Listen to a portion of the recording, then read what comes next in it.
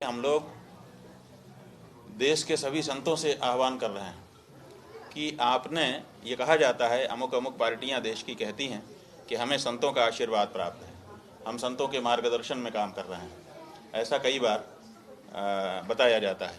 तो हमने सब संतों से अब पूछा है कि आप बताइए कि आप आशीर्वाद दे रहे हैं, और अगर दे रहे हैं तो क्या आपके अनुरूप कार्य कर रहे हैं पार्टियां, सरकारें? अगर कर रही हैं तो आप दुगना आशीर्वाद दीजिए, और अगर नहीं कर रही हैं तो अपने आशीर्वाद की पुनर्वापसी पर विचार करिए, क्योंकि जो समर्थन देता है उसको समर्थन वापस लेने का अधिकार है। जैसे वीपी सिंह की सरकार जब बनी थी तो भारतीय जनता पार्टी ने उस सरकार को समर्थन दिया था। वीपी सिंह के पास उतने नंबर नहीं थे तो इन्होंने समर्थन दिया था, और जब इनके अध्यक्ष लाल कृष्ण आडवाणी को बिहार में लालू प्रसाद यादव ने गिरफ्तार कर लिया, उतने मात्र से इन्होंने समर्थन केंद्र की सरकार से वापस ले लिया था, और जिसके कारण बाद में कितनी सारी कमज़ोर सरकारें बनी और देश को कितना भोगना पड़ा।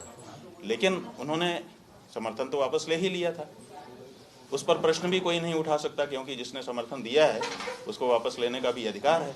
वो अपने कारणों से देता है, अपने कारणों से वापस लेता है।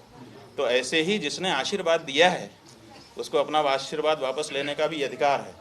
तो हम ये कह रहे हैं कि अगर आपके द्वारा आशीर्वाद प्राप्त कोई पार्टी या कोई सरकार अगर गौ हत्या जैसे मुद्दे पर भी आपकी नहीं सुन रही है, तो क्या आप अपना आशीर्वाद कंटिन्यू करना चाहेंगे कि विथड्रॉ करना चाहेंगे?